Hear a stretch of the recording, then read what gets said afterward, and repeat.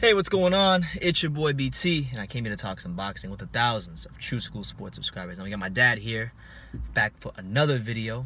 And we are going to the light heavyweight division for this one because he really wanted to talk about this fight. I made a video about this fight already, but I wanted to get his thoughts on it. Sergey Kovalev versus Anthony Yarde, a massive fight in the division. Well, first of all, what do you think about that matchup? I think it's going to be a good fight.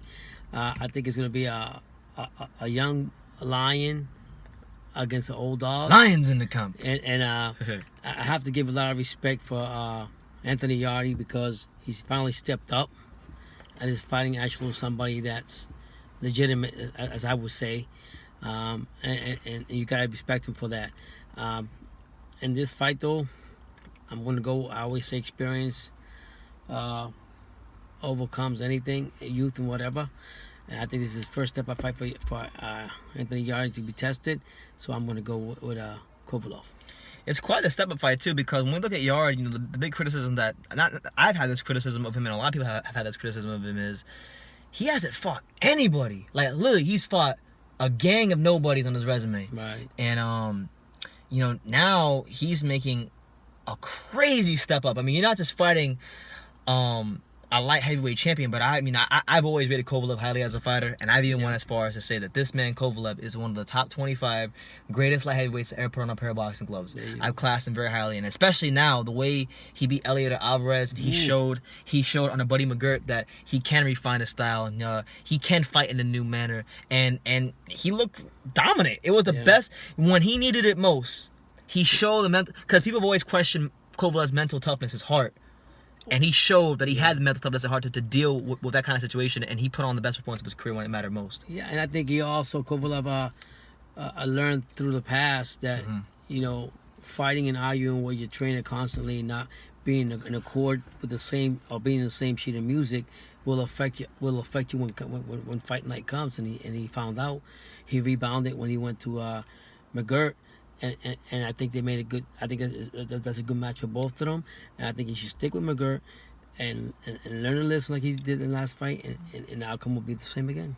Absolutely. Now, I think this is an interesting situation for Yarde because he's gonna come in massively inexperienced. You know, he has his trainer Tunde Ajayi, who is pretty much his mouthpiece. You know, dream it, believe it, become it. I like it. As he says on his Instagram account every day. But you got Tunde Ajayi pretty much his mouthpiece saying that he's gonna win this fight. Now they're either gonna look like the biggest geniuses in the world, or they're gonna look like complete buffoons. And it is reported that Yarde has already signed his portion of the contract. Okay. So now we gotta wait to see what Kovalev does. Hopefully Kovalev signs it. I think he'll fight him because it's a fight in Russia. How many times he gets to go there? And he never gets to fight in his backyard. And it's good for him because he'll sell out, or he'll put people in the seats.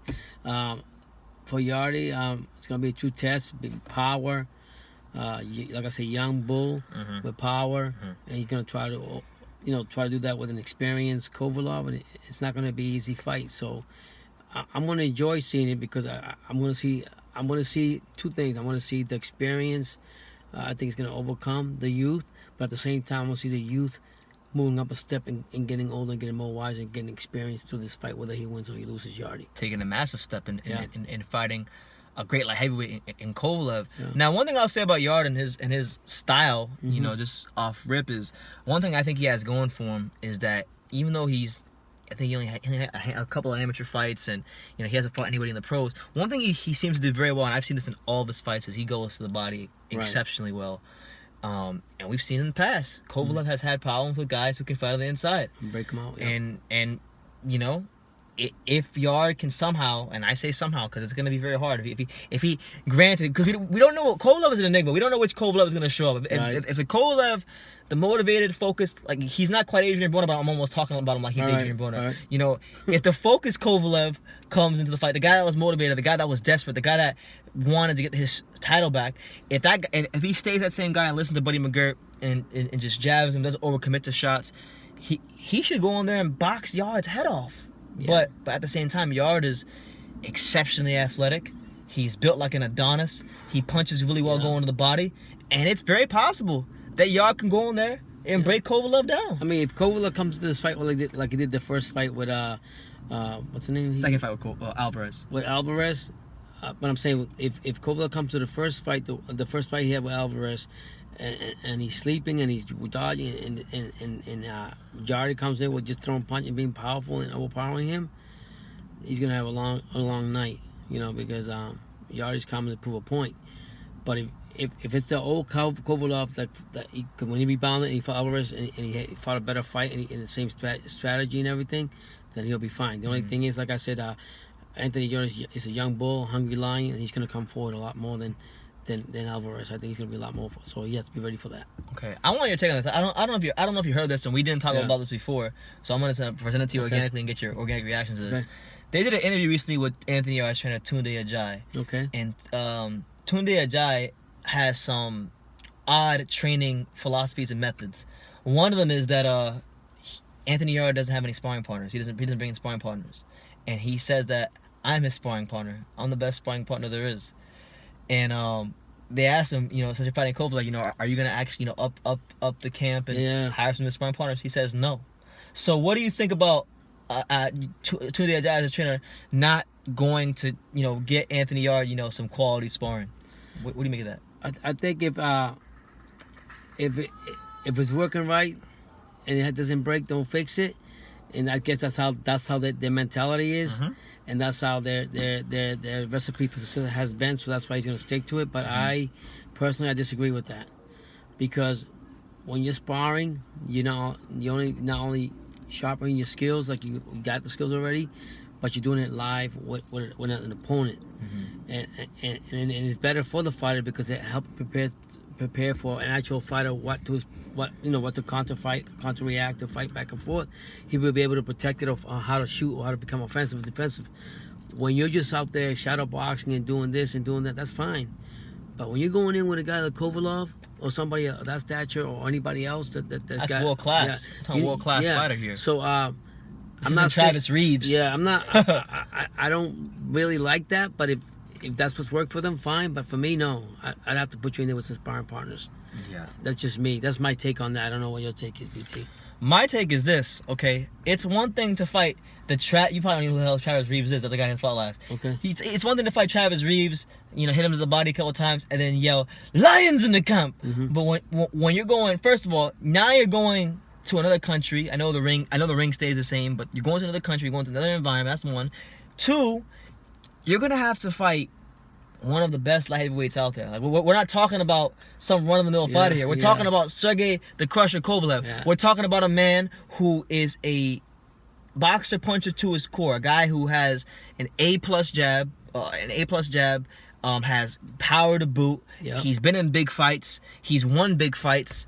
He's been robbed in big fights as well. Yeah. But this is not something to be played with. This is not something to be say lions in the camp. This is not, you can be lions in the camp, but you gotta be serious about it. And I don't know, man. I like Tunde Ajayi, but even by his own admission, he said that Anthony Yarde is the only fighter he works with, and that when he was down and out, Anthony Yarde was the only guy that believed in him to train him and whatnot. So I respect that part, loyalty. I get that part, but at the same time, this is why I think maybe the inexperience of Tunde Ajayi as a trainer in big fights could really bite Yarde in the ass.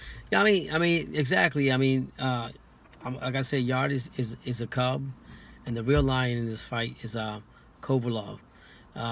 And I think that his trainer, like I said, his philosophy is, like I was telling you, if it's not broken, don't fix it, and that's what they truly believe they have the success in. But I disagree with that. I think that his inexperience, or his not trying to have live fighters in there with Yarde, it's going to be a mistake sooner or later. That's what I feel on that. It's going to be a big mistake, because you got this fighter that's fighting. He's got the power. He got everything. He's in his prime. He's doing good and everything. But at some point, he's going to have to meet and change his style, because what you're basically doing, you're just building up his confidence that he already has, without actually putting in with anybody, so he can prepare for what to expect. It's like Teddy Atlas. I was watching Teddy Atlas' podcast, and it's very good stuff. So if you guys aren't subscribed to Teddy Atlas' podcast, go do that. He talks about a fighter has those questions he asks himself, like, can I really do it? They had those questions they ask themselves. And every fighter goes through it, right? And the thing that's worrying about, Anthony Yarde is he has not had that one fight yet where he said, can I really do it? He hasn't been punched upside the head by anybody, and whatnot like that.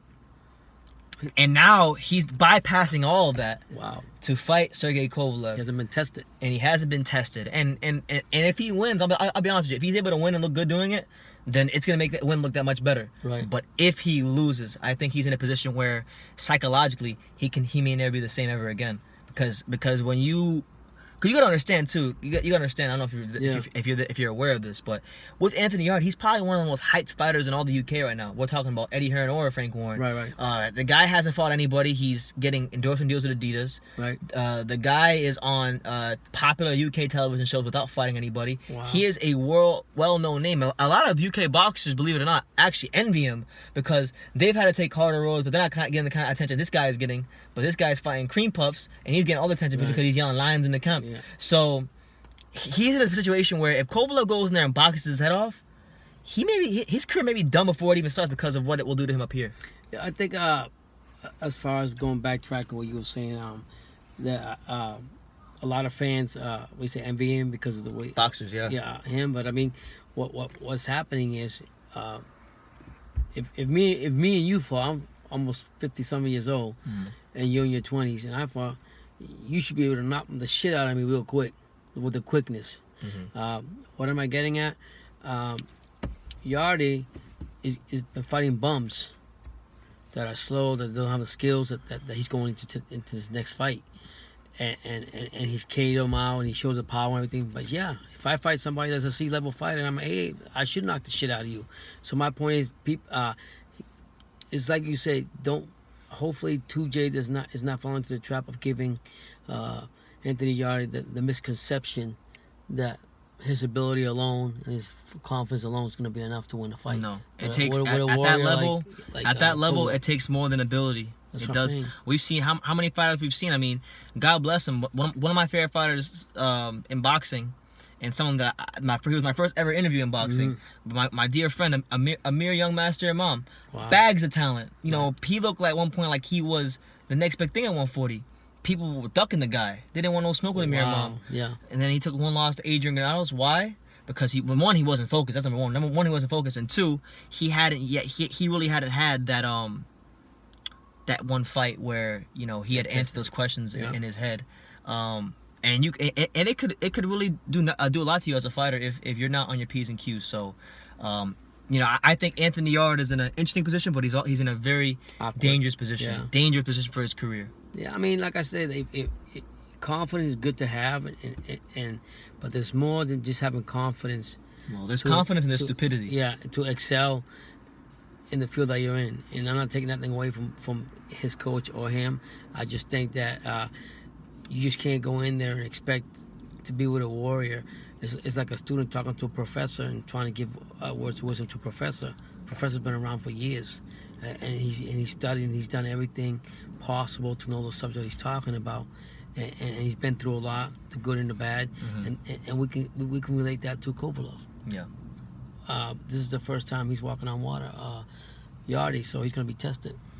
Yeah, and then last but not least, last thing I want to wrap the video up on is Yarde is a massive light heavyweight. So look, one thing that must be considered before this fight even takes place is his body. How well can his body still acclimate to the weight? Because I don't know if you're aware of this. Anthony Yarde, he walks around roughly around 200 pounds. Wow. So you do the math. Every fight, the guy is cutting 25 to 30 pounds of his weight just to get down to 175. And when we have just a fight night, he becomes really huge. But I'm saying, right, that's a big ask of a fighter, and it could at any moment. And you don't. Us as fans don't necessarily know when that's gonna happen, but the fighter knows it's gonna happen. And or sometimes the fighter doesn't know what's happening. Sometimes the fighters can convince themselves that, I made the weight and I'm good, and then the fight night comes and they realize, okay, well, I don't feel as good at the way as I used to. They're a little sluggish, their punches are slow. And how horrible would it be for Yarde if he's not at his best because of a weight drain, or he can't make the weight anymore? And that's possible. You have to consider that. Yeah, I mean, that's a good point you brought up, BT. I mean, several boxers in the past and this year had problems making the weight, and they ended up getting sick. The fight got canceled.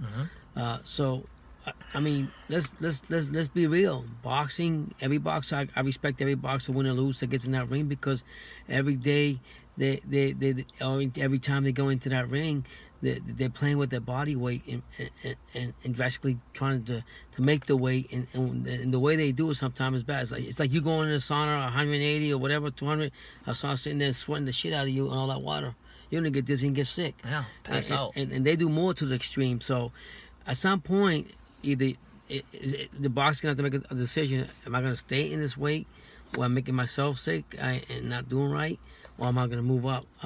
Prime example was Diaz, what was it, 130, Diaz, 130, 135, for Golden Boy. Oh, Jojo Diaz. Yeah, he said he was having problems with making the weight for the weight that he was on before. Now he moved up, and sometimes you have to do that because sometimes when you cut yourself, when you weight or you cut it that weight real quick, it's like they say, when you lose weight real quick, even in real life outside the ring, you can get sick. So you have to have a certain way of doing it and care for yourself. So you got a good point there, BT. There you go. And at the end of the day, it's the health of both fighters, and that's what's most important. All right, so there you go. Yarde versus Kovalev. You got my thoughts, my dad. You got some more of my thoughts on that fight. Yeah. It's not finalized yet, but Yarde has signed his portion of the contract. The date we're hearing right now is June the 29th in Russia, so we'll see when that comes about. And yeah, so you guys let me know what you guys think in the comments down below. Make sure you hit that like button, okay? Get them likes up. Okay, hit that subscribe button, because get them subscribers up. And like I said, every single one of these videos, you can love us or you can hate us. But I'm just from Dania, and he's from Lowell, okay? And that's in Massachusetts if you don't know. So if you don't know, get your damn geography up. There you go. But until next time, take care, guys. Have a good night.